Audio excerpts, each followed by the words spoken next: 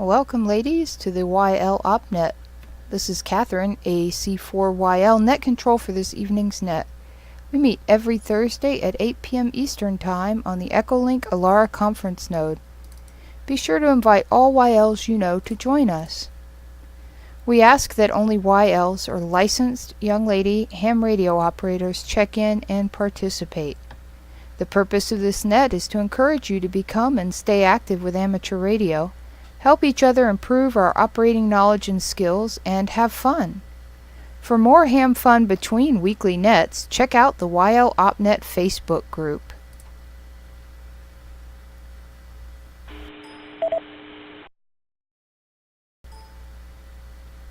During the net, be sure to join us in the NFARL Do Drop In chat room by opening any web browser and going to nfarl.dodropin.org.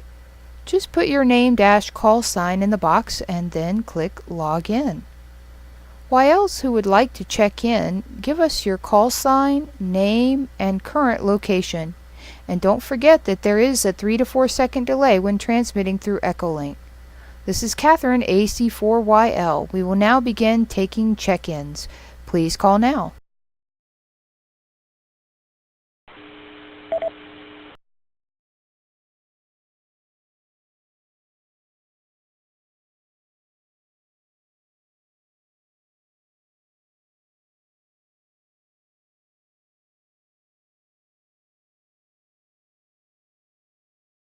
WA4YL, Dawn in Florida.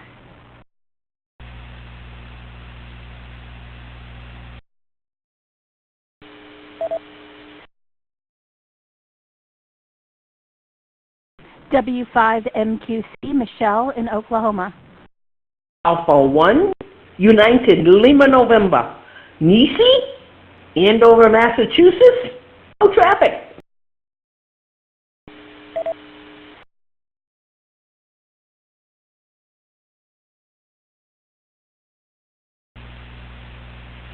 KCJS in Gardner, Washington.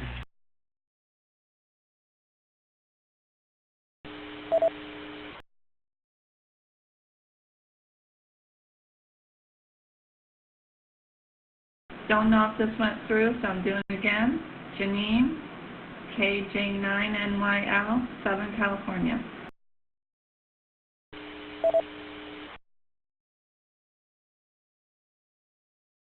KA7SKY, Gardner, Washington.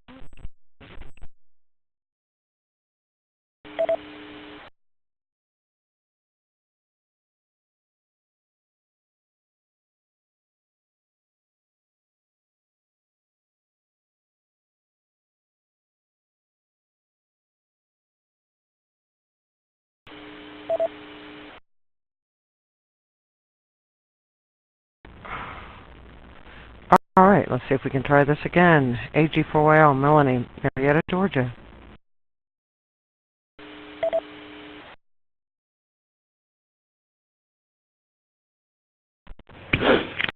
Alpha 1, United Lima, November. Nisi, Massachusetts.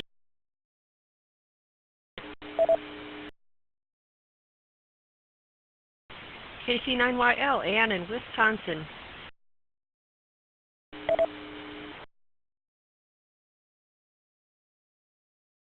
WA4YL, Dawn, Florida.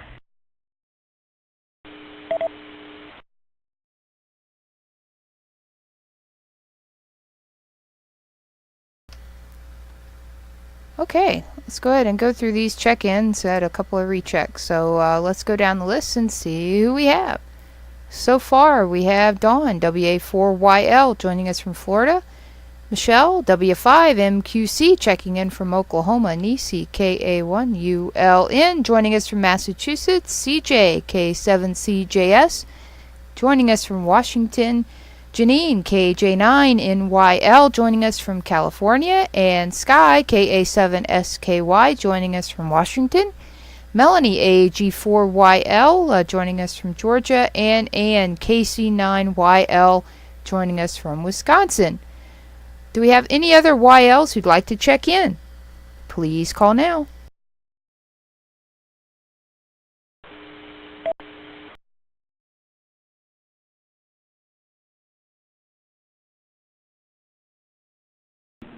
This is KC1GNS, Ann in New Hampshire.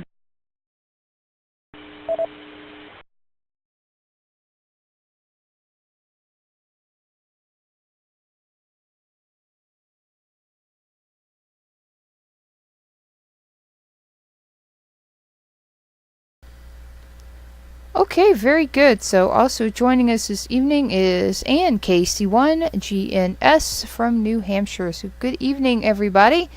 Hope everybody's doing well and had a great week over the last week.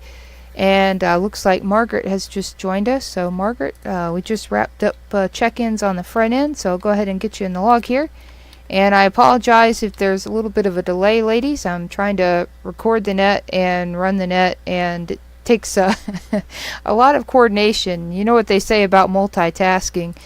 It's how you do multiple things poorly. So bear with me this evening, if you don't mind, as I try to make sense of the net this evening. So let's go ahead and review. Last week we started talking about Echolink, and Melanie did a fantastic job of breaking down several settings that we want to keep in mind and how to access those in Echolink. And that net has been uploaded to YouTube, so you can view the net on YouTube. I believe I posted a link as well on the Facebook group page.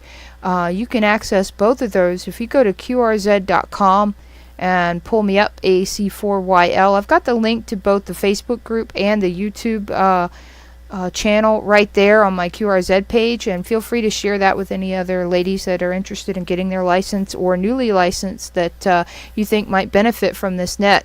Feel free to encourage them to hop on both of those. You do have to be a licensed female amateur radio operator to be approved to join the Facebook group.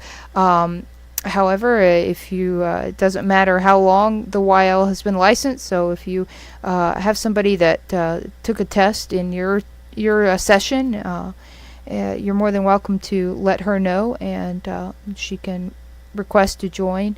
They just have to be licensed. So great to have everybody. We've had a few other people pop in here. Let me see here if I can get you gals in the log. We've got Chrissy, KC8UFV, who has joined us, and Carol, VA3WHU. Let me pause for reset.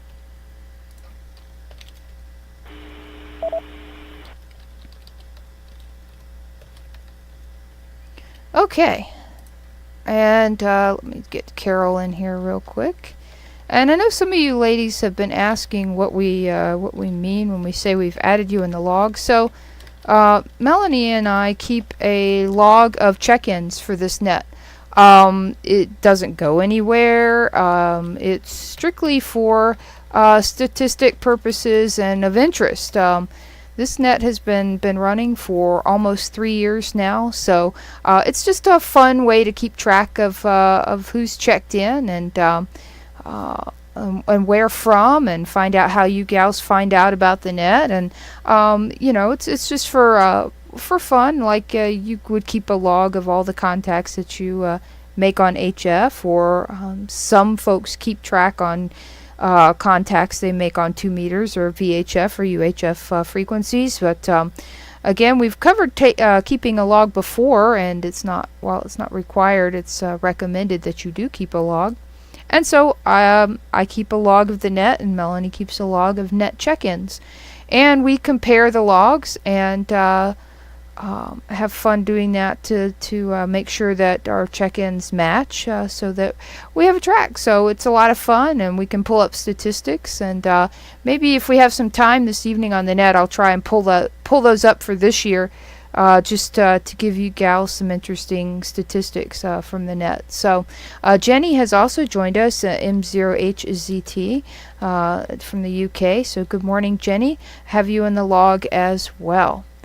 Okay, so again, last week we started talking about Echolink, and as I mentioned before, Melanie did a great job of breaking everything down for us for some basic tips. So what I thought we'd do this evening is continue with a couple of other interesting tips, and any questions that you gals might have thought of over the last week or the end of the net last week and didn't get a chance to ask your question.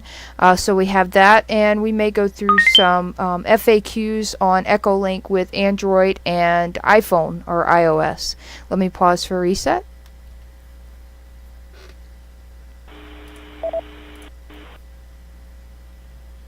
Okay, yes, and we have Ann, WB1ARU, also here. Ann, I have you in the log.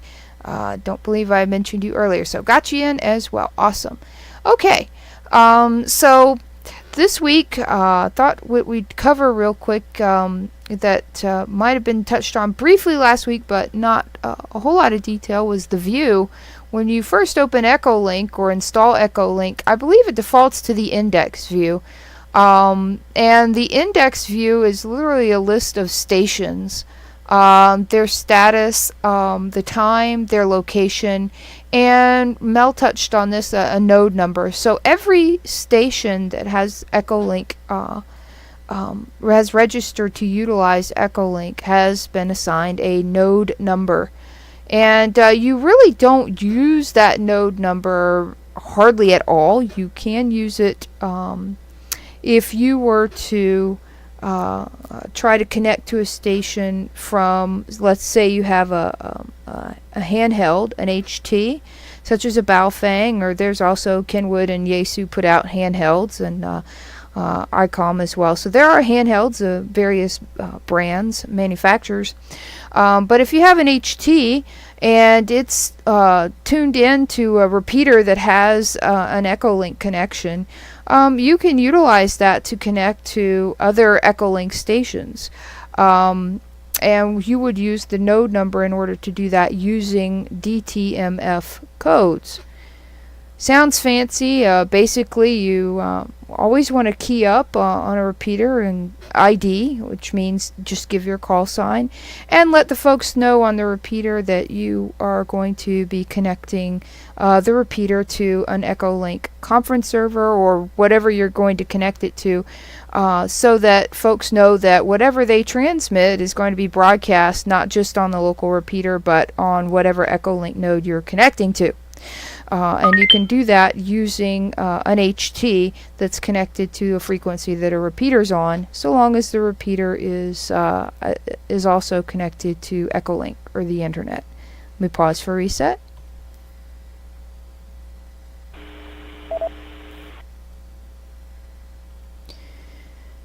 So that's when you would use a node number, you would again key up, let folks know you're going to connect, and you can basically hit the pound sign followed by the node number, and then just release the key, the transmit key, and it should come back and tell you connecting to or connected as soon as it connects. It's been a while since I've done it, so I don't remember exactly what it announces, but it does come back and tell you that it's connected successfully to that station. And then when you go to disconnect, you key up again on your HT and you hit pound sign twice, and it will come back and say disconnected, and it will disconnect all Echolink nodes that it is connected to. So that's a basic overview of when you might use a node number. When you're searching for a station, you can't find it by node number. You really search, I believe it's by call sign.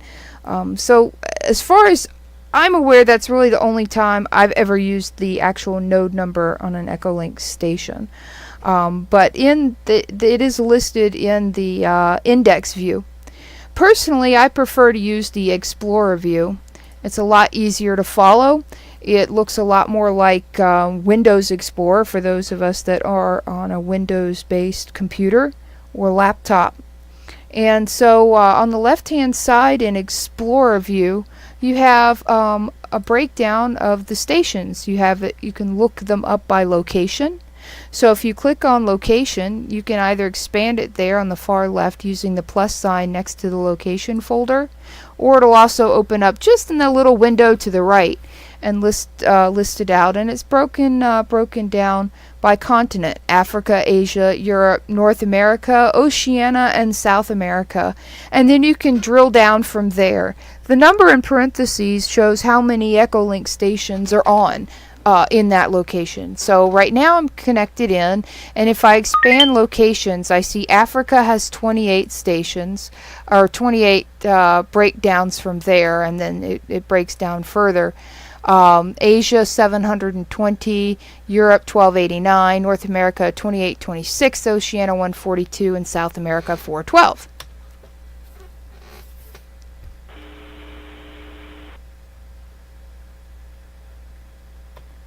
So I can expand any of those. So when I expand Africa, it breaks it down further for me. I see Algeria, Egypt, Morocco, Mozambique, Namibia, and South Africa. And then it tells me how many stations are in each of those. So that shows the location on the far left-hand side. Below that are node types, and that's where you can look for stations broken down by the way they connect, such as the Alara conference node is a conference station. So it's listed under conferences. So if you know you're looking what type of station you're looking for, you can break it down on the left-hand side in Explorer view, expand node types, and you can see conferences, links, repeaters, and users. Let me pause for reset. So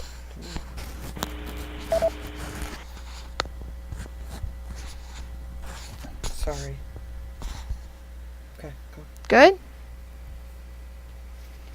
Okay, so when you're searching for Alara, for example, you can expand node types, click on conferences, and in that little box to the right, it'll list all the conferences, and they default to alphabetical order by station.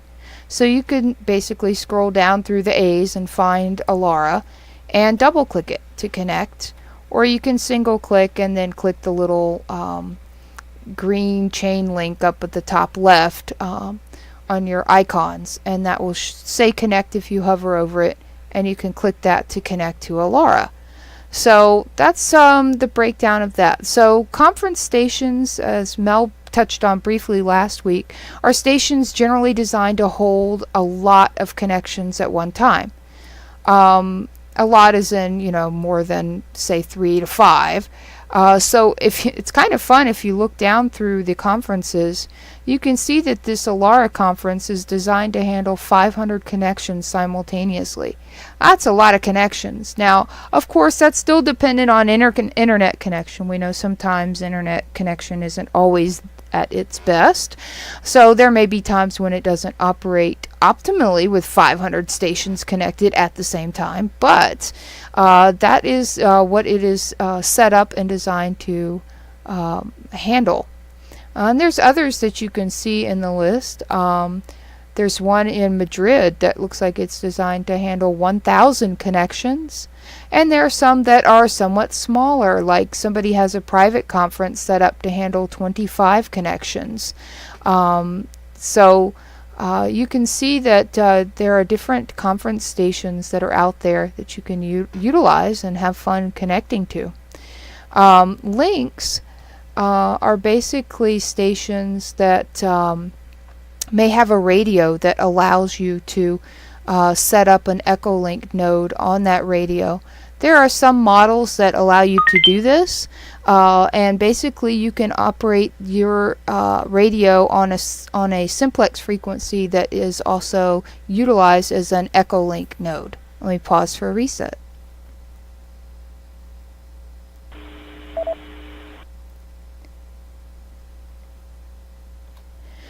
The next one below links are repeaters.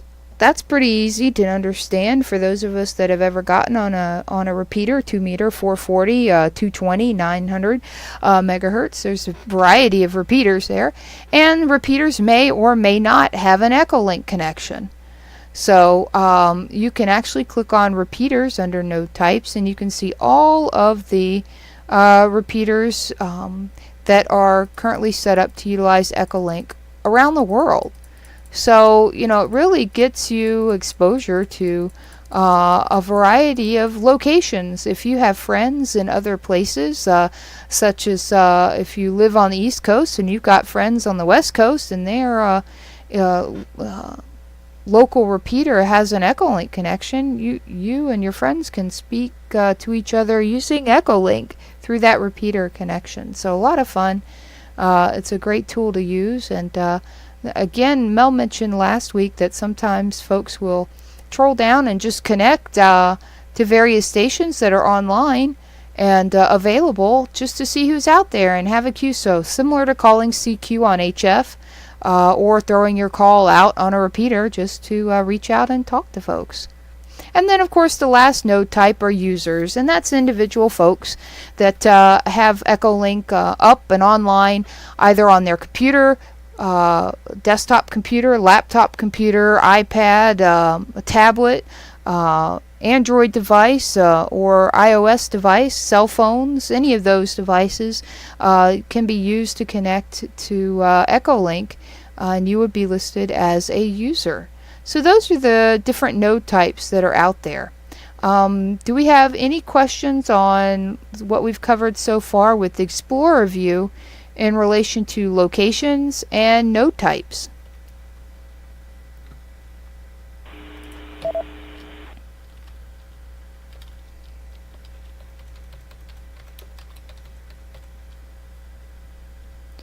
Okay, very good. Hopefully I'm not boring you ladies too much. Let's see, we've had some other gals join us, so let me just put them in the log real quick here. Bear with me.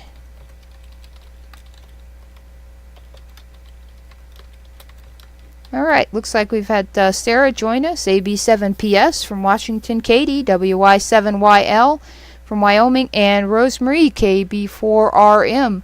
Also, have you gals in the log, but feel free to check in at the end of the net when we ask for check-ins if you would like to. Just wanted to let you gals know that we see you popped in, and welcome to the net this evening. Okay, so we've covered locations briefly and node types. There's also alarms. You can set alarms, so Echolink will flag you and let you know when a particular station gets on Echolink. It's kind of like your instant messaging programs that you may have set up, like Skype, that tell you when a friend is now online and connected, so you can, meaning they're available, you can call them or reach out to them. But basically that just means they've connected to Echolink. You may use that to check out when your friends get online, and you may also use it to find out when people you'd rather not communicate get online. It works both ways. So that's the alarm section there. Then there's one that's a lot of fun called favorites. Favorites is really cool because there may be certain stations that you connect to often. Let's say you have a few nets that you connect to, and they're on a variety of either repeaters on Echolink or conference stations on Echolink. You can add those to your favorites. Also, let's say if you wanted to communicate with Ann, KC9YL, and y'all like to chat a lot on Echolink, you can add Ann to your favorites. How do you do it? You basically click on favorites on the left hand side, and you can actually right click in the center column there under favorites, and you can click new call sign and type in her call sign and click OK, and you're ready to roll. Let me pause for a reset.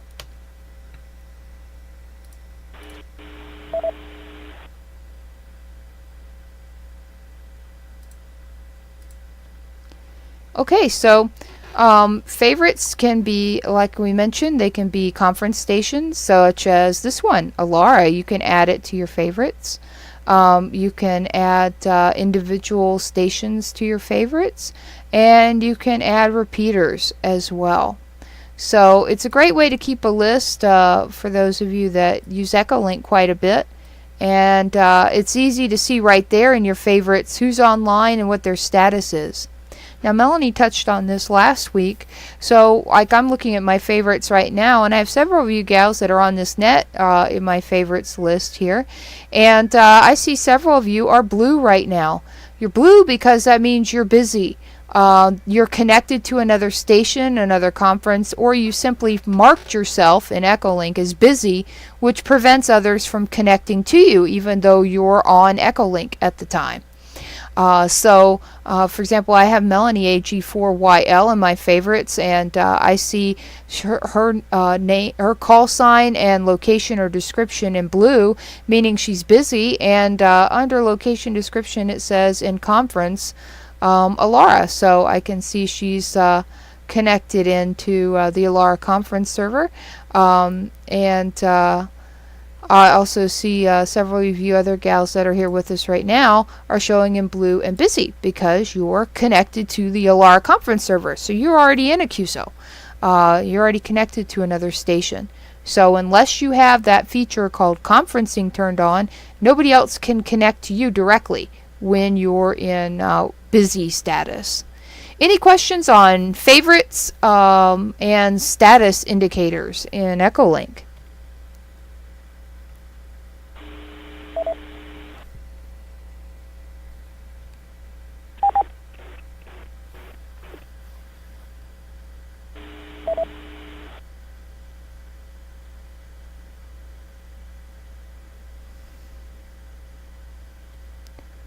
Okay, not hearing any. So as we mentioned, blue indicates busy or connected, and black, just regular black font there with the call sign and location, generally indicates available to connect to them. Okay, looks like Ann WB1ARU has a question, so let's go to Ann. Go ahead.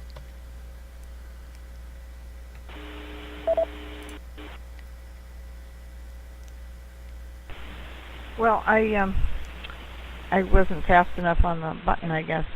I was distracted when you were talking about the different things on status. I know you can put busy so that nobody can connect to you, but then you said something about conferences, and I've never quite understood conferences. So could you go back and repeat that for me?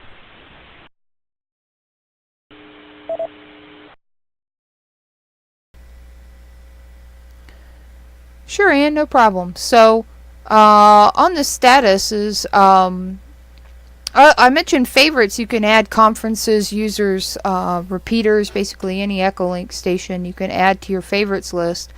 And I just mentioned that in my favorites list I have this conference server, but also you can tell when a user or a station is busy, they show up in blue. Their font is in blue. So for example, Melanie I have in my favorites shows as AG4YL under station, and then location description showing currently in conference Alara, and it's in blue. So I know that Melanie is in busy status. I won't be able to connect to her because she's connected. Currently it's showing she's connected to Alara. It doesn't always show that. It just happens to, with her, show that she's in a conference right now. So that may also mean somebody is conferenced in under Mel's call sign as well, because sometimes she turns on conferencing for you gals that have trouble connecting directly to Alara. So that might be why hers is currently showing as in conference. So hopefully that answers your question. And let's go to Melanie real quick. I think she had a comment as well.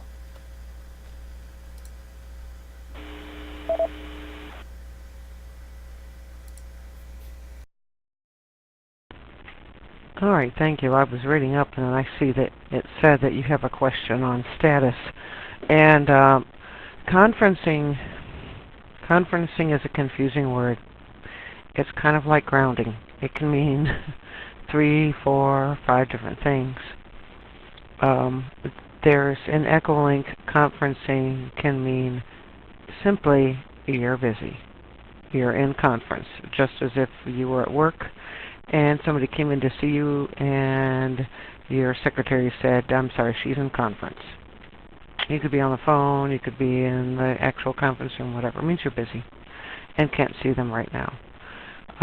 Then there are conference nodes, which are nodes that are set up to take really multiple connections to it. And then, like a LARA conference, for instance. And then there is allowing conferencing. And this I covered a little bit last week when you go up into your tool, wrong one. When you go up into your tools menu and you go to your preferences, or you hit the little thing that has the hammer and wrench, and I'm sorry, the thing that has the 3 little cards, your little preferences there next to the busy hand, and go click on connections, and you can allow conferencing, which is actually allowing somebody to connect directly with you. So there's the word conference can be kind of confusing, but when somebody says that they are in conference, it simply means that they are busy on a net or in a QSO with another person. If they have allowed conferencing in their connections, they will not appear busy, and you can actually connect directly to them and be right in on what they are doing. So it's kind of a little odd word, conference, and that it can mean 3 different things here in Echolink. I hope that helps give some clarification to everybody out there that has questions on conferencing.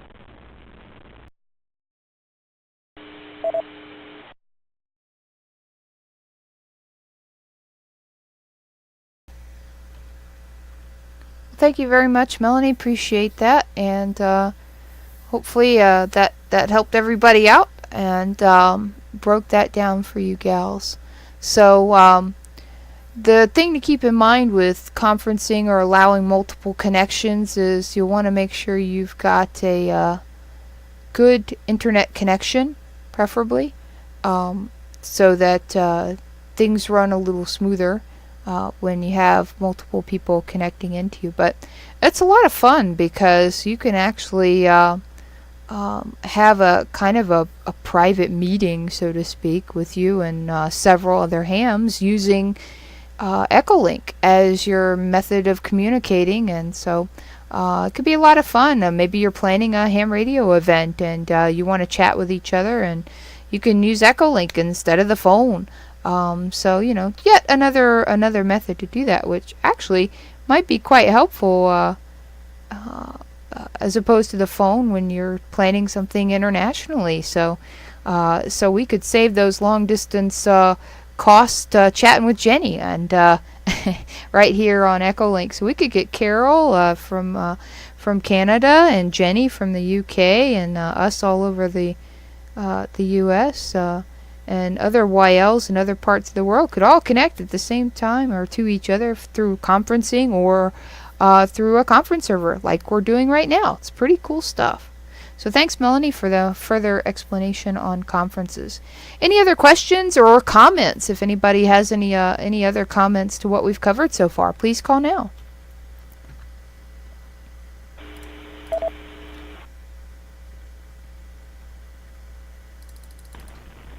Hey, G4YL.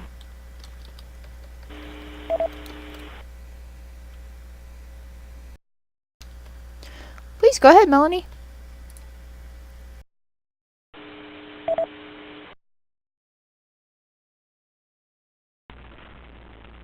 Awesome, thank you. I just wanted to mention when you were talking about your favorites folder, I can't remember how I did it, and I think it's because I'm connected to this conference right now is why I can't mess with it.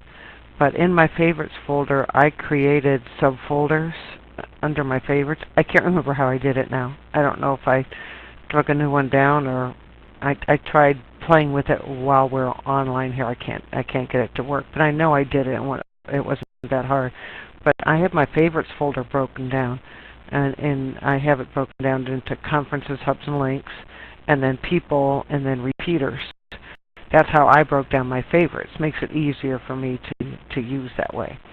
And you can also, you don't have to just right-click in the kind of opening to the right of your favorites. You can also say I want to add, let's see, let's just grab a call saying, oh, okay, here.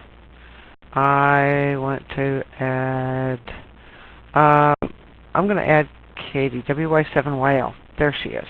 So I went up to users. Under my node types, I went to users. And then I simply just pulled the little bar down on the right until I got to her. And so there she is. So I'm literally going to click on her call sign and then drag her over here to my favorites folder, to my, personally, my people subfolder. You can just drag them into favorites if you like, but I have it broken down, and drop it. And now she's going to appear, and there she is in my favorites folder.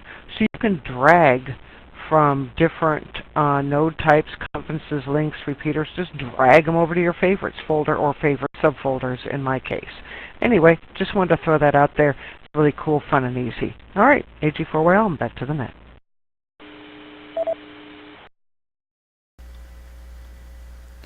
Thank you very much, Melanie. Appreciate that. And I see that CJ said she knows how to create a folder. So CJ, you want to come in and tell the gals how to do it?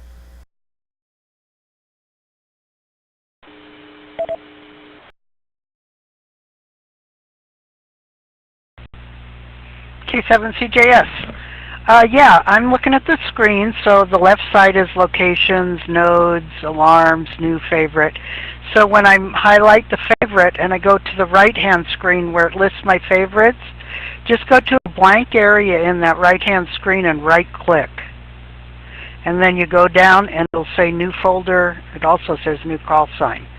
So that's where I think, I'm guessing, Melanie, you got your folders from. So back to you, Catherine.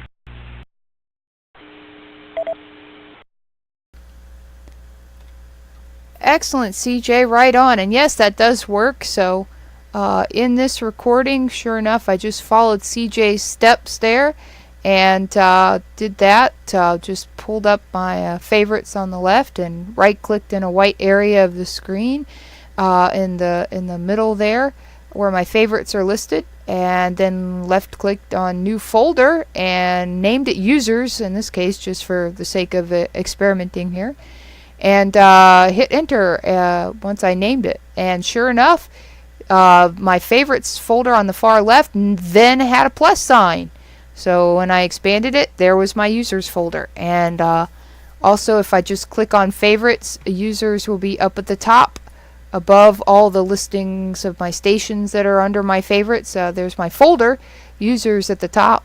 And I don't have anybody in there yet, but I could double click it and see who was in there if I wanted to break down my favorites list further, kind of like Mel did with users, repeaters, you know, however you want to do it. You kind of create your own little world there. So it's a lot of fun, whatever works for you. So thank you, Melanie, and thank you, CJ.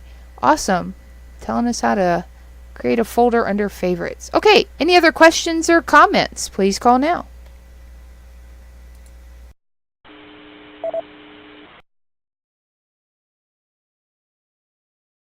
This is WA4YL with a question. I was told that my radio club that WA4GDN will allow up to 5 users to listen in. So I'm figuring, I don't know if I can conference or not. And I was wondering how I get that to conference.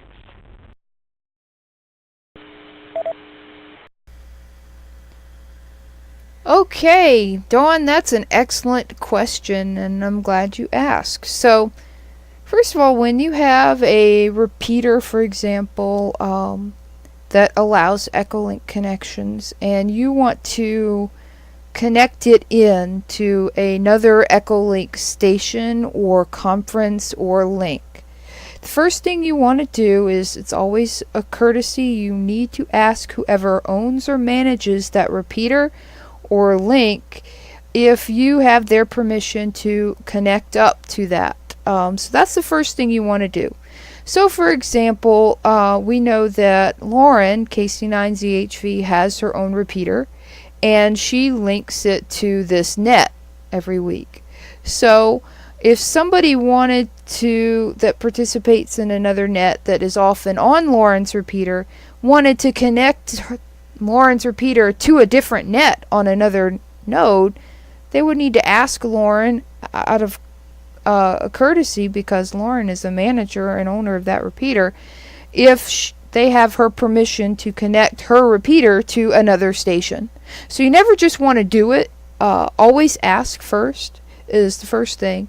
And the second thing is always announce before you connect up, as a courtesy to those that are monitoring that repeater or link, that you are connecting it elsewhere, so that they know that who all may be hearing whatever they transmit. It's a courtesy so they know that they're connected to multiple locations. And that could be a lot of fun too, because maybe they would like to talk to someone in that location as well. So that lets them know that that capability has then been enabled. So that's the beginning part of it. So now how do you actually do it? So before I answer that question, I would like to give some of you other gals an opportunity to jump in here. So would anybody like to tackle Dawn's question of how you connect, let's say, a repeater to another conference or another repeater using Echolink?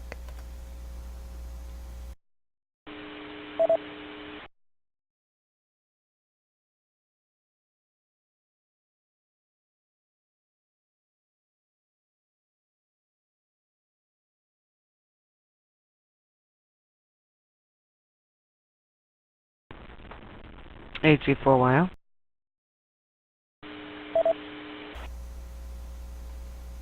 Please go ahead, Melanie.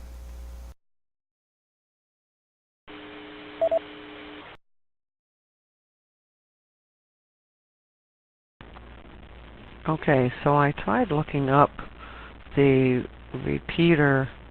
Oh, and by the way, CJ has a comment on folder, so make a note of that, and we'll pass it over to her. I tried looking up that particular repeater under repeaters. I didn't see it listed as an Echolink node. However, how many connections the repeater will handle on its Echolink node is simply saying how many people can connect to that repeater. Like how many connections Alara can handle, 500, is how many people can connect to this conference. It's the same thing. If you want to connect the repeater to this net, for instance, let's say you want to connect the repeater to this net, just like the NF4GA repeater is connected to this net. So anybody that is in North Atlanta can, and some beyond depending on their antenna, can hear this net right now because this net's connected to the repeater. And it's exactly what Catherine said earlier. You connect a repeater by, of course, first getting permission, and then you can use an HT, you can use any 2-meter you want. You need to access the repeater, and once you key up the repeater, you'll put in the Alara conference node, for instance, if you want the repeater to carry this net. So I would go to NF4GA using my 2-meter if I wanted to connect it on the 2-meter node, and I would put pound and then the Alara conference node number, and it will say Alara conference connected, or Alara Echolink connected. It'll tell you that it's connected in, and of course you want to announce, just like Catherine said earlier. So I hope that answers Dawn's question in how would you connect to a net to a repeater. You connect to your repeater through Echolink just by finding it in the repeater list. Let me reset real quick here.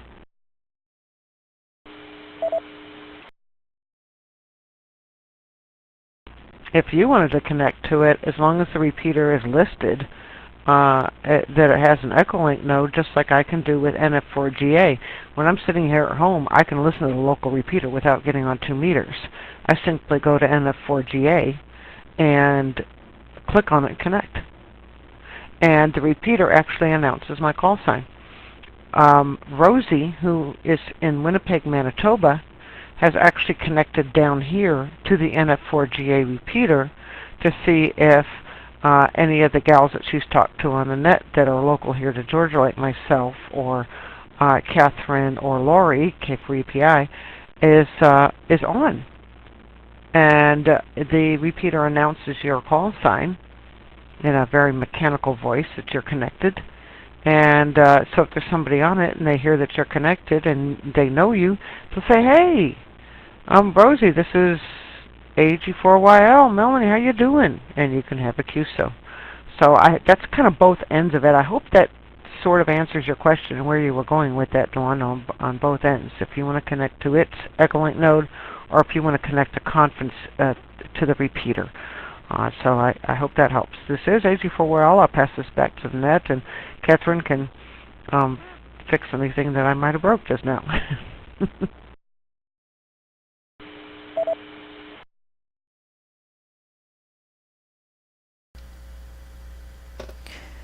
Well, very good, Melanie. Thank you very much. So there's a couple of ways, as Melanie mentioned, to do it. You can do it using a radio that is connected to a repeater that has an Echolink node connection. And you, again, key up ID, which means give your call sign without the 4ID part. Your call sign is your ID. You give your call sign, let everyone know that you'll be connecting this repeater to the Alara conference node on Echolink. Then you can unkey and then key up and put the node number for that Echolink connection and release it, and it will come back and announce connecting to Alara, A-L-A-R-A. It'll actually spell it out, and then say connected. If successful. If not, it will drop the connection immediately and make, say, disconnected or node not found if you miskey the node number. So that, again, is where you use the node number. And again, to disconnect, you key up, and it's good to announce that you're disconnecting as well. Key up, ID. Tell everyone that you will now be disconnecting this repeater from the Alara conference node on Echolink. And then you hit pound, I think it's pound or pound, and it will come back and say disconnected, is successfully disconnected. So again, always announce it. Get permission from who owns the repeater that you wish to connect to another Echolink node. And then always announce before you do it and when you're going to disconnect. That's how you do it through DTMF, using codes and node numbers on an HT or a radio. Okay, whew, boy, that can get complicated because who wants to memorize a bunch of node numbers? So how else can you do it? Another way you can do it is you can actually do it straight through Echolink as well. So how would you do that? You can connect to a repeater, the repeater you want to connect up to another repeater or another conference node or wherever you want to connect it to. First, you would connect to that local repeater first on Echolink. Let me pause for a reset.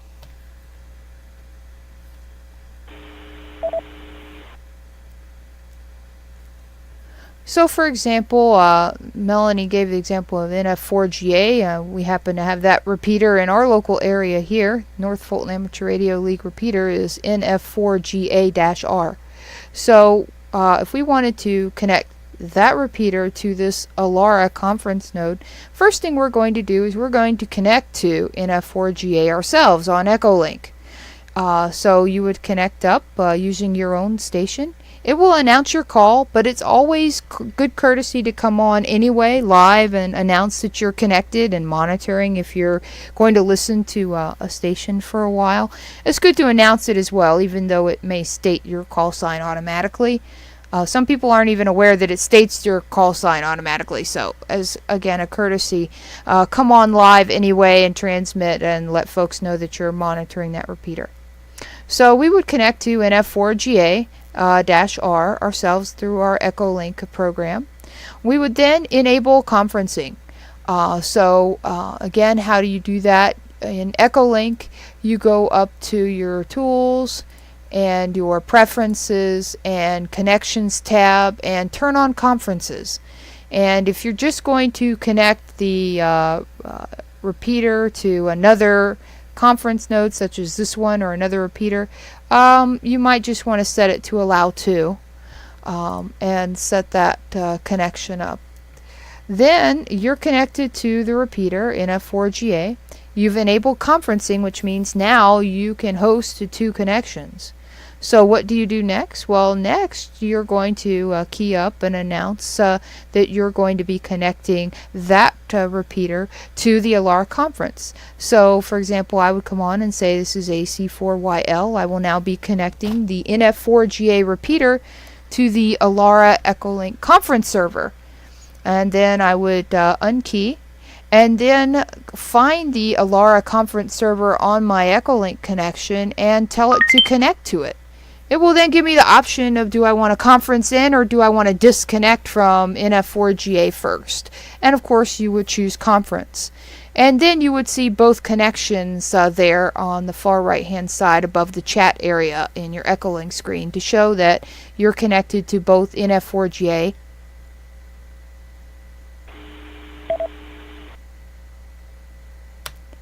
and Alara. Whew, I think I caught that just in time. All right.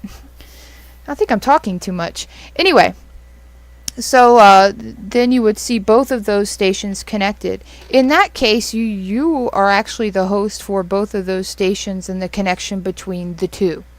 So if you want to disconnect from Alara or disconnect from NF4GA, you would then go up and click the disconnect button and it will ask, well, which one do you want to disconnect from?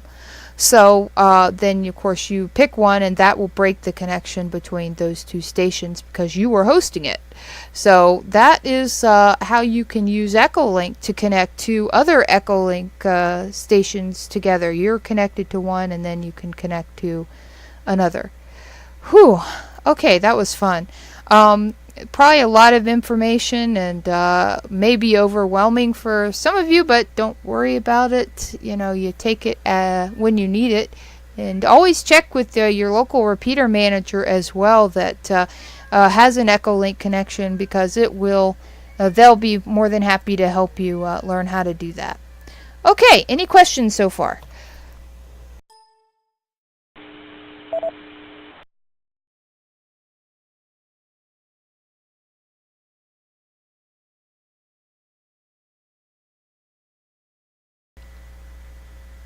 Okay, not hearing any. Okay, and yes, you do. You hear a cat. That's my boy kitty that apparently wants some attention. And so he brings his little toy in here and drops it on the floor and is like, hello. Okay, I have 3, by the way, so apparently we have a lot of cat lovers here on this net. Thank goodness. Okay. So hopefully you didn't bore too many of you gals with this so far. Let me just go through the chat and see if we have some other questions, because I know you gals have been going through here. Sky was asking about Dawn. So let's see, just to see how she shows up here. And if I pull up users, I do see Dawn in Florida. Now, that actually leads me to, yes, CJ, we'll come back to you in just 1 second with that folder tip. But also here on the description, you see the location and description. You can actually tell Echolink what to use for that, by the way, gals. Don't put your call sign there because it's already going to list your call sign under station. But by default, if you're using a mobile device such as a phone or a tablet, it will throw in usually the model of the tablet you're using. For example, I just happen to be looking at the user list and I see WA4NUA. I don't know that person personally, but their location and description is a Samsung SPH-L720 user. So it tells me the device that they are using. And so that's the default, but you can go in and actually change that. So for example, I have mine set to show ATL Georgia for Atlanta, Georgia. But you can go in and you can have some fun with it and change it. But the way you do that is under Tools and then Setup. The My Station tab will show your name, location that you can put in, and email address. You can put that in as well. So you can put in what you like there. Okay, let's go to CJ for her folder tip so we don't forget. K7CJS, AC4YL, and the net.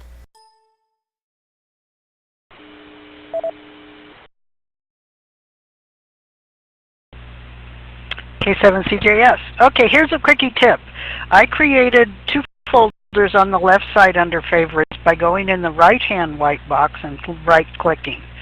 So I've got Alara Gals and I have another folder, Minnow Gals. The one nice thing is, okay, so then I also went to users and I found Catherine, Margaret, and Melanie and Sky. So they show on the right side under my favorites. If I drag, let's use Margaret. If I drag Margaret into the Alara Gals, the nice thing is she stays on the right in my favorites list. I can then again drag her over to the Minnow Gals. So now if I go in the Alara Gals, she'll be in there. She'll also be in the Minnow Gals, and she'll be in my favorites list on the right hand side. I think that's a really cool feature, that when I drag her to a folder, she doesn't disappear in my main folder favorites list. So that was mainly what I wanted to get in there. So back to you.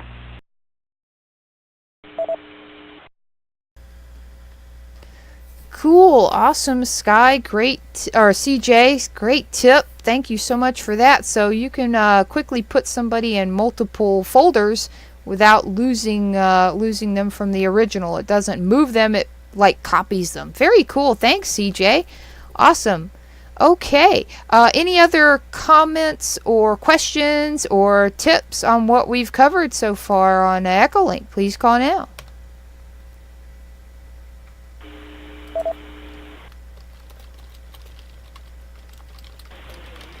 K7SKY.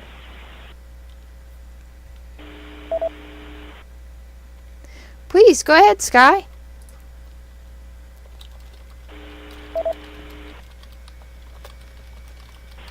Well, I'm still having trouble finding some people on the users list. I was looking, I picked Dawn, just to see if I could find her, because I've found some other people and she doesn't show up at all. I know she's here, but she's not showing up on my user list at all. I kind of went through the alphabet to make sure I was doing that correctly, and she's not showing up. So I'm just wondering if you know why there'd be a reason that could happen.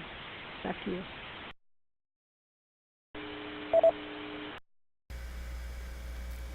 Okay, so with that, Sky, I have a question for you. Are you on a mobile device, or like a tablet or an iPad or a phone, or are you on a computer?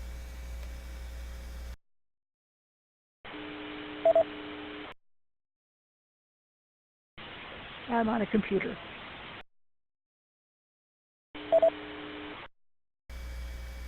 Okay, so do me a favor then, Sky, real quick. So if you click on users under node types, up above that, there's a little like a refresh station list button. It looks like a piece of paper with the little top right corner folded down and some arrows kind of going in a circle. And if you hover over it, it'll say refresh station list. Do me a favor and click on that. And then let me know who the first station in your list under users is at the very top.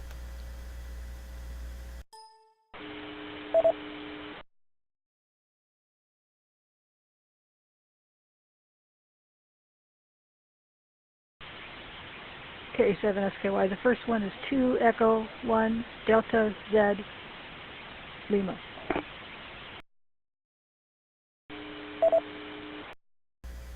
Okay, cool. Were you able to find the refresh button there, Sky?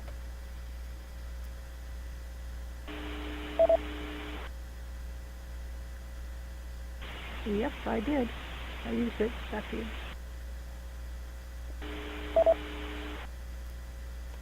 Okay, awesome. So now they should be in alphabetical order. And if you scroll way on down there to Miss Dawn, who's WA4, if you go on down to the W's, do you now see Dawn listed? WA4YL, do you see her listed? You'll see her call sign, and then you should see under location description, Dawn just has it set to Florida. Do you see that now?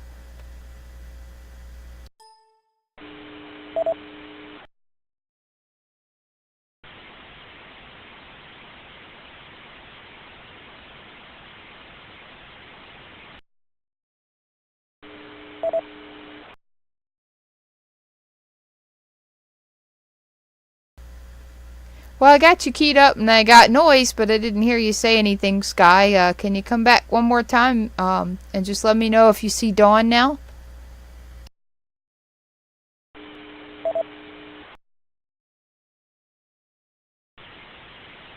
K7SKY. Yep, I got her. Thanks very much.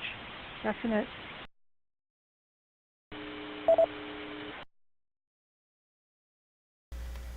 Yay, fantastic. So I'm glad you had that question, Sky, because that adds another tip to our list here. So what happened, odds are that Sky connected up to Echolink before Dawn connected up to Echolink, so Dawn wouldn't have been in the user list because she wouldn't have been online yet. And so by refreshing that, then you would see Dawn now pop in because she's currently connected on Echolink. So there you go. That actually gave us an opportunity to give the gals another tip. So if you're looking for somebody that you wanted to connect up to on Echolink, that you gals had a plan to connect on Echolink and you're not seeing them in the list, try hitting that refresh button and then see if they pop into that list there under users or under your favorites. And one thing also to note is on favorites, which is something that's kind of cool, whereas a station that's not on Echolink won't show up in users at all, they will still be listed in your favorites, but they'll show as off, which means they're not online and they don't have Echolink logged in. So for example, I still have, I need to clean up my favorites list. I still have Dawn under her old call sign in here. I still have KJ4ZBK here under my favorites. So if I just look at that call sign there in my favorites list, it shows off and it's kind of grayed out because there's nobody logged in as KJ4ZBK on Echolink. So it'll show that as well. So it's kind of cool because they wouldn't show up at all in the user list, but it will still show up in your favorites. It'll just show as off if somebody you're looking for is not online or logged into Echolink. Okay, looks like Melanie has a comment, so let's go to a G4YL.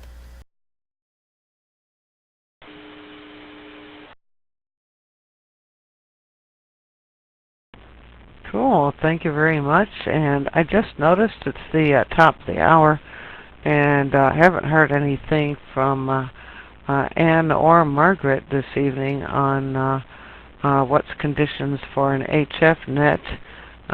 So if either of you'd like to type that into the 14286. Okay, so ladies, Anne, WB1ARU is net control for the YLHF net.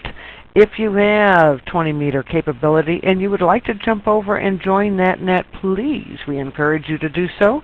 Play a little on HF. You're always welcome to come back, or you can stay over there.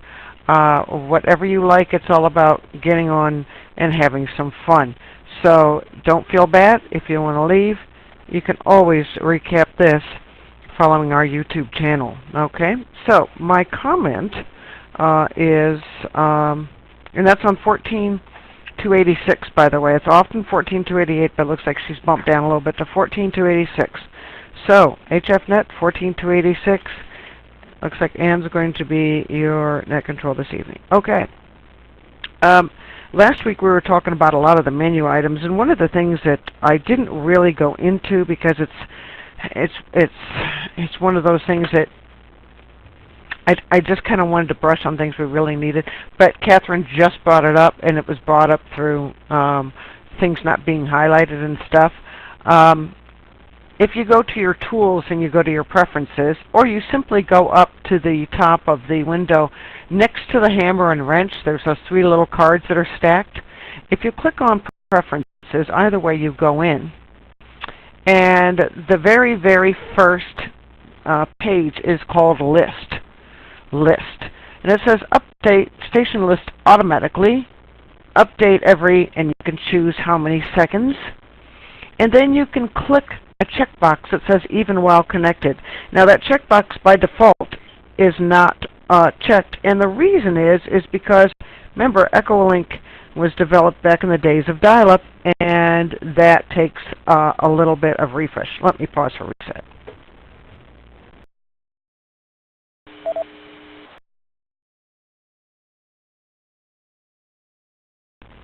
And if you were on dial-up and you had that thing constantly refreshing, it might slow down your connection. So you can check that one that says even while connected, and you can change the update time from 300 seconds to 60 seconds if you want.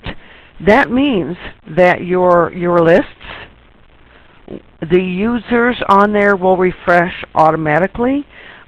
People, as they come on and off, will go busy or not be busy automatically. It's basically the way to automatically do what Catherine was saying by clicking on that page that has the arrows on it. If you do that as a manual refresh, you can just go to your preferences, which is under your tools, preferences menu, or the three little stacked card symbol, and update station list automatically. Enter how many seconds you want it to update every whatever, every minute, every 2 minutes, every 5 minutes, whatever, in seconds. And then click the little box that says even while connected. So while we're here doing this, as long as you have, a decent connection, like I said, it's defaulted to not be checked because this is a program that was defaults to dial-up settings, okay?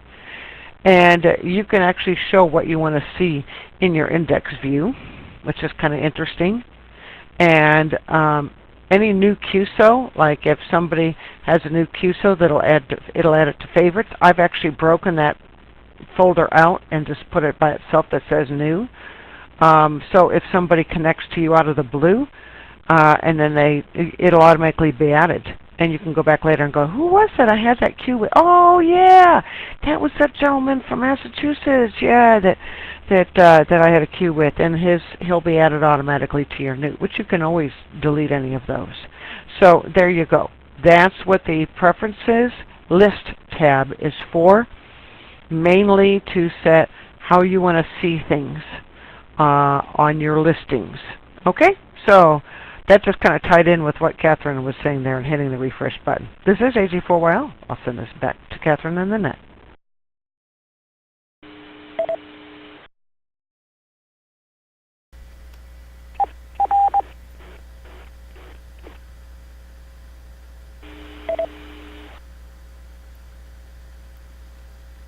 Okay, awesome. Thanks, Melanie, for that additional info. Fantastic. Okay. I'm trying to think if there was anything else. Oh, now this is kind of interesting as we're exploring here different things in Echolink. There's a button that is called Statistics, and it looks like a little bar graph. You'll see it right next to the hand that you can use to mark yourself as busy. And if you click the bar graph of statistics, it'll give you some info on your connection for the more techie folks in the group here. it'll give you or statistics on your actual current connection. So it'll show I'm connected to Alara, my call sign and my name, and the server I'm connected through to get to it, and the packet counts going back and forth between myself and the Alara conference server. So it's kind of cool to see that, which is pretty neat.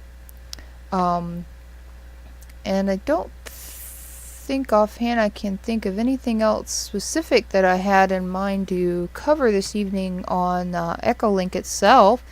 The only other thing I'd like to mention too is on the Echolink website, just for fun, I'm going to pull it up here real quick. The Echolink website is echolink.org. There's a button on the left hand side that says current logins, and you can click on that and it will list every single station that is currently online on Echolink, and its status. Again, you can also break that down by conferences, links, users, and repeaters. So it'll show you currently, I think it defaulted to repeaters for me here on the list. So there are currently 2,255 repeaters that are online on Echolink currently. I can click on conferences, and there are currently 259 conference servers, currently 2,125 links, and 1,090 users. Let me pause for a reset.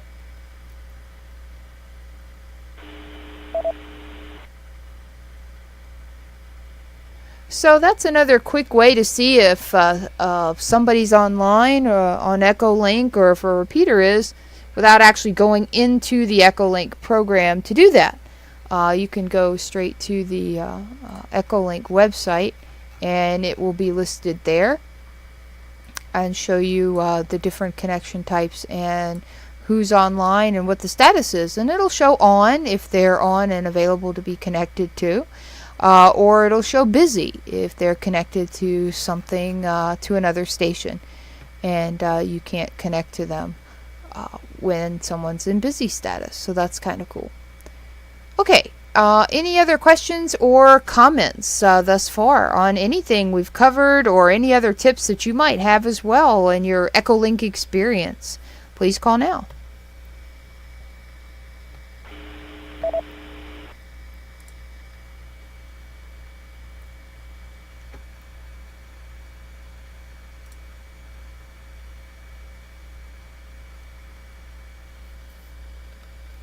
Okay, I do see Melanie did put a piece of information here in the Echolink chat. If you click the little eye in the balloon next to that statistics bar graph button, that's station summary, and it will also list the different stations that are connected and break it down for you as well.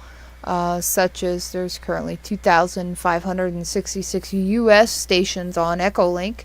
And it breaks it down: repeaters, links, users, conference servers, and your total connections, free, busy, and total altogether. So currently there are 5,663 nodes connected up to Echolink. That's the combination of repeaters, links, users, and conference servers that are all online right now. So you could keep yourself quite busy and entertained on Echolink if you like, by connecting to various stations and having fun with it. There are a lot of Echolink nets out there of various types that you can connect to, and Echolink is a great tool to use so when you're on the road and you want to stay in touch and you don't have the means or a radio to carry with you. You can certainly utilize Echolink for that, as well as stay in touch or stay active on nets when you travel. So, any other questions or tips before we move on? Please call now.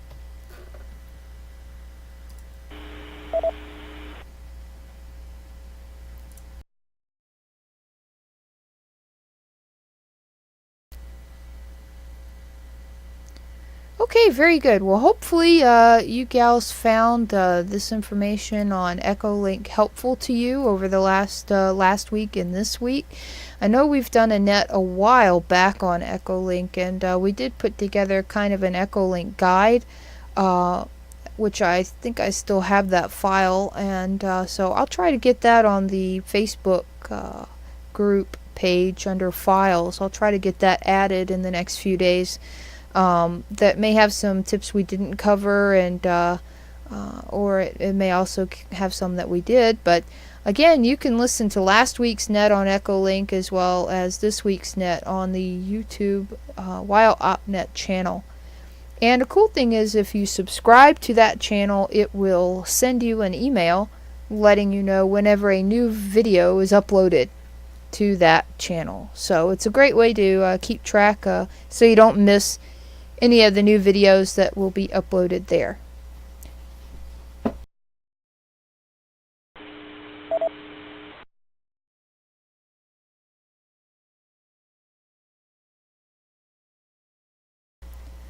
Okay, and one other thing too, we pretty much went through different settings and things you can do with Echolink on a PC, Windows-based computer.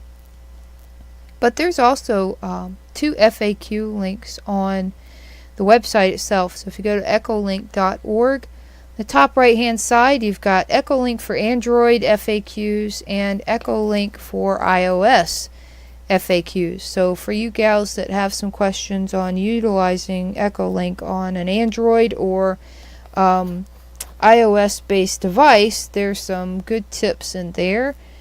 Including the network connections options and how you connect through Echolink, whether it be direct, relay, public proxy, or a custom proxy. And it gives a brief description of what that means, limitations there may be there. So there's, and it's fairly simple, and I also have that set up in a PDF document as well. That I just basically copy and pasted the website and cleaned it up a little bit and made a PDF document out of it so that it's easier there. But it is crediting echolink.org for that. So if you would, I would recommend you go to the website to take a look at that and check that out if you have questions on connecting utilizing Echolink on a mobile device.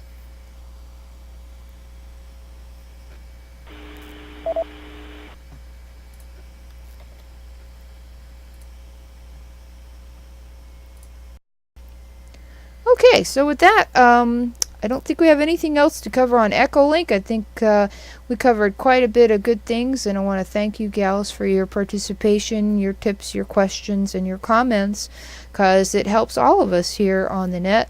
Thanks, Melanie, for last week and doing an excellent job on covering the basics last week, and your additional comments this week as well. This is very helpful.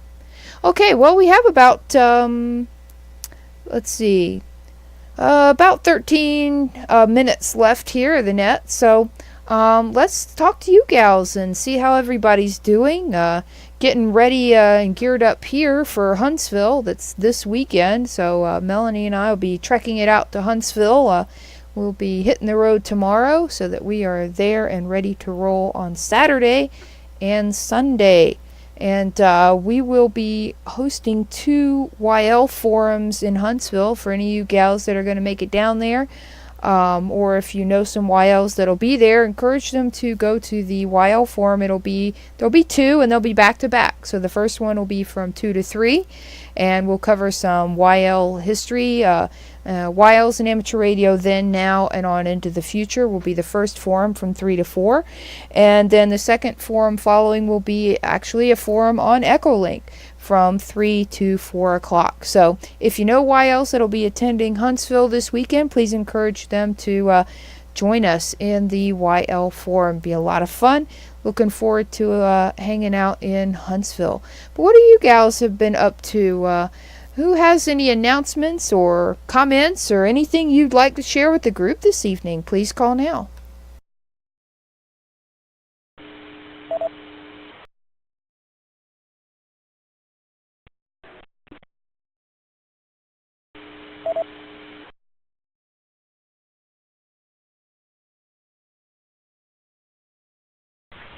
Hey, WB1ARU back here. What did you say your first forum is going to be on at Huntsville?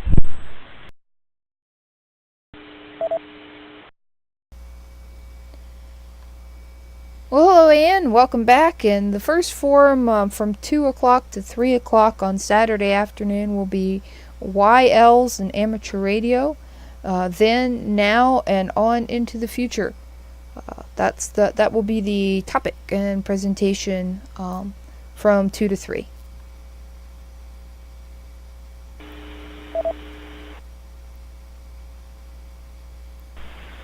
Is it similar to the one you did before, or have you done a whole new one?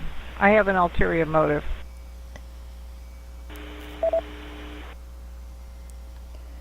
Well, it'll actually be very much like the one I did before. Melanie and I went back through and did some updating, changed some pictures out to be a little more current. So we made some minor adjustments to the presentation, but the overall presentation will be the same.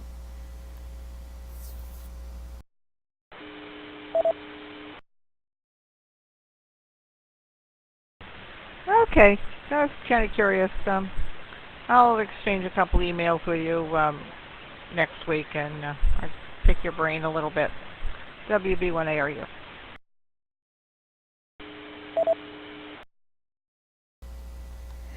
Okay, Anne, very good. Hopefully I'll have some brain left for you to pick when you send the emails over.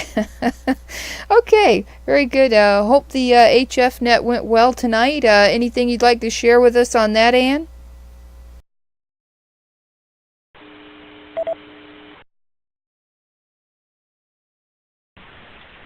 Well, it was Dawn and me, and was gangbusters to start with, and then the band just went down the tubes, and now I can hear some OMs just off frequency.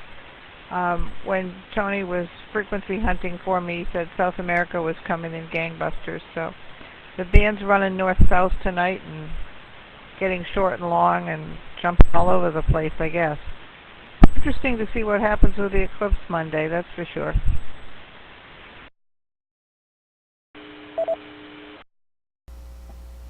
Okay, very good. And yeah, I saw Dawn's comment about you were just booming in down there and for her in Florida, so that's cool. Well, good. Well, glad, you never know who you can hear and who you can't, and there you go. Yeah, sounds like a north-south band run there. Very good.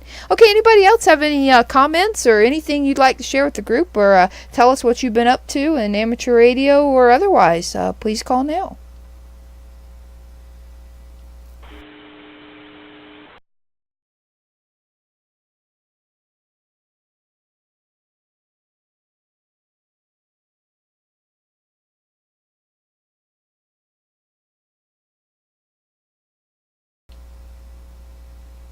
Wow, nice and quiet tonight. Okay. Hopefully didn't put anybody to sleep on the first part of the net. So also coming up this weekend, in addition to the Huntsville Hamfest, is the North America QSO Party single side band. So if you're looking for a fun contest experience, that's a great one to participate in, and I highly encourage you to do it. It's a 12-hour contest. Kicks off at, I believe it's 1800 UTC on Saturday, and ends at 0559 UTC on Sunday morning. So it's a 12-hour contest, and you basically want to work as many North American stations as possible in that time period. And it's a pretty simple exchange.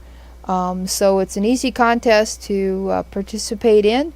And if you're looking for a log to use, or you just want to explore that, N3FJP does have a specific log for NAQP, North America QSO Party, on his website, n3fjp.com, under contest, and I think it's all other contest because it's not an ARRL sponsored contest.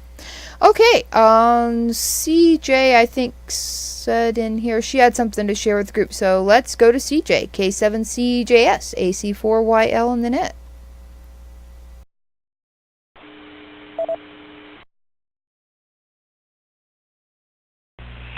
K7CJS. Yeah, I just want to say that Sky and I are both very jealous and very frustrated because we seem to be in an HF hole.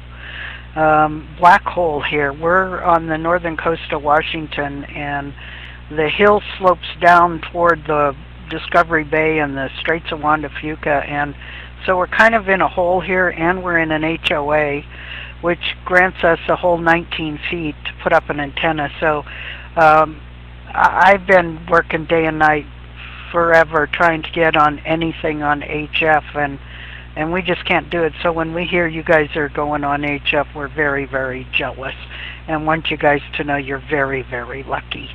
So that's all I have to say. Back to you.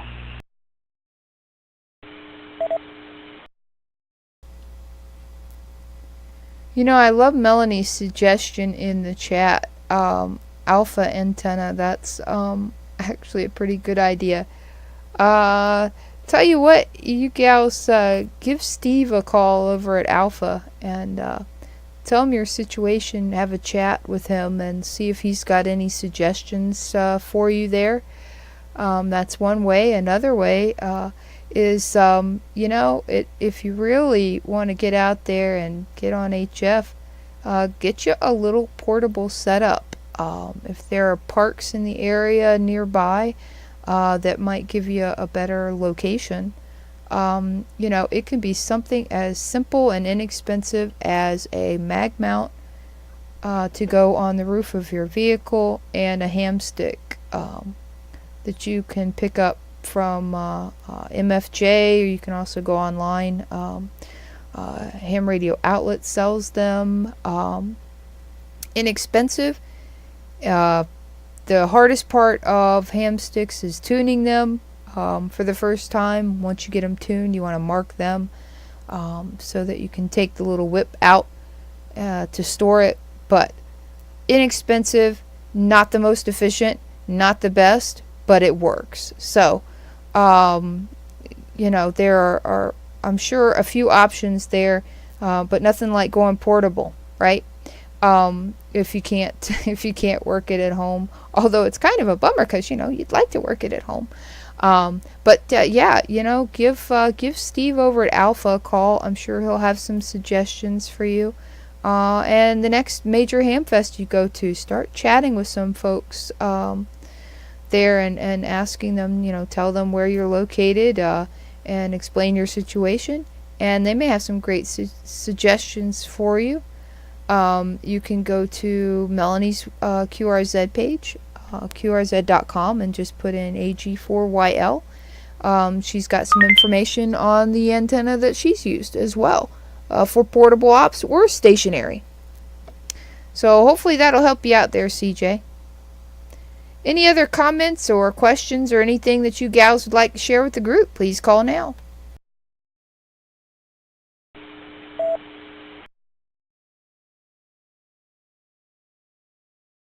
This is WA4YL. It's CJ.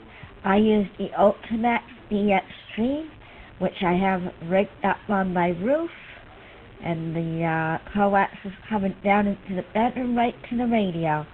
And my word of advice is do not piggyback the coax to make the coax longer, because that causes feed line loss. So I fixed that problem thanks to my friend Bill, and everything's working. I never heard Ian so well on HF until tonight, now that everything's up and running right, because we fixed the problem. Back to net control.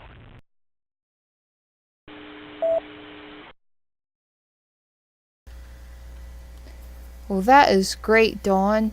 Thank you very much for reminding us of that cool antenna you use too. And I believe you're also in an HOA or a otherwise restricted neighborhood where you have limitations as well on the antenna you can use. And Boy, nothing stops Dawn from getting on the air, so she will find a way and work it out. And congratulations on partnering up there with another ham and getting your antenna working more efficiently.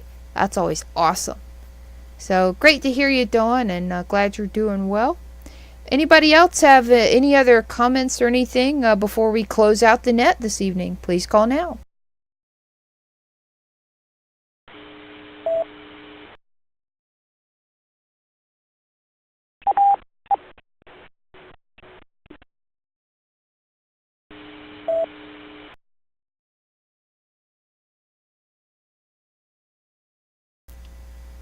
Okay, not hearing anyone, so we'll go ahead and close out the net this evening. Let's see if we have any other YLs who would like to check in. So any young lady ham radio operator who would like to check into the net and has not already done so, please call now.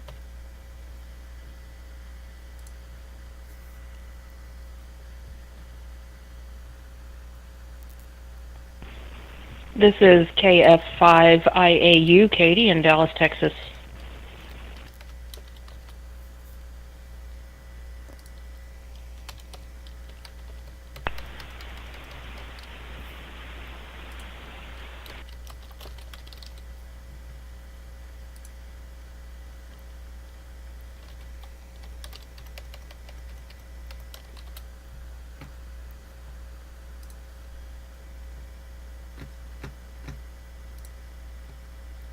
This is WA4YL. I'm going to say 33 and good night to everyone. And catch you all next week. Great talking with you all. Good night. 73, 33 and all that jazz. WA4YL will be clear.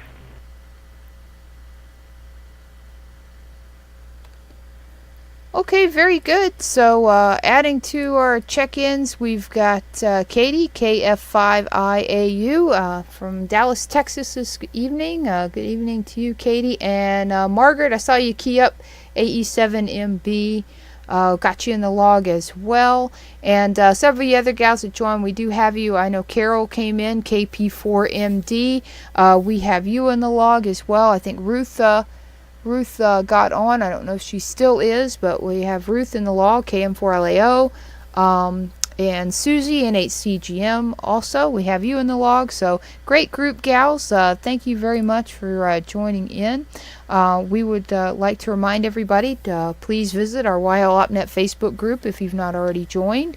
And we'd like to thank you, gals, for joining us. We'd like to take a moment to thank Alara for the use of this Echolink conference node, North Fulton Amateur Radio League for their drop-in chat room, and all LinkedIn listening for your ongoing support of this net. This is Catherine, AC4YL, closing out the YLOpNet and returning the Alara conference node to normal use. 33 ladies, and to Dawn as well. We'll catch you all next week. Take care.